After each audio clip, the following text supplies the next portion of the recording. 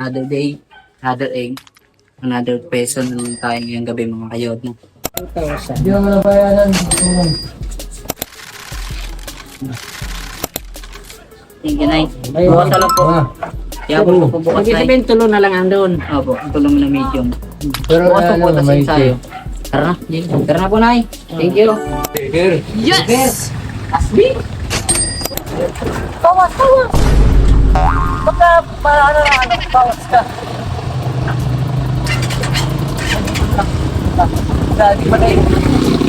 Hindi na mga kayod natin dito na kapag J-Lo, mamaya na ulit. Yan, ano masabi mo ng drive mo? Okay. Medyo Kailangan pa na improvement, konting improvement pa mga kayod na.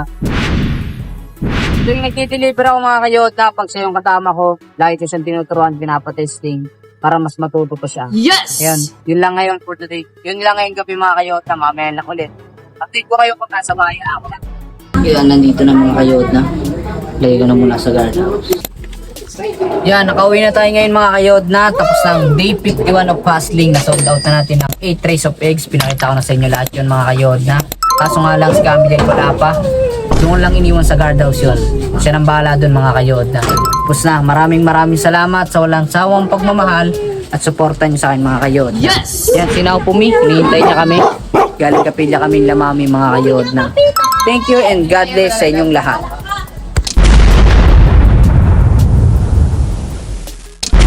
Magandang araw sa inyong lahat. Panibagong araw, panibagong pagkakataon na naman syempre ang binigay ng Panginoon Diyos sa atin. Yes! Kaya may panibagong mission na naman tayong gagawin.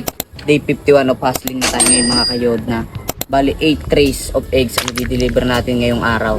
Pero bago ako mag-deliver mga kayod na, pupunta muna ako sa kapilya. Ito nga pala yung mga itlog na i-deliver natin ngayong araw mga kayod na. Yan. Kaya samahan niyo ako mga kayod na. Mamayang night hustling na naman ito mga kayod na kasi hapon na. Siguro mga 5:56 na mga kayod na. Mamayan lang ulit.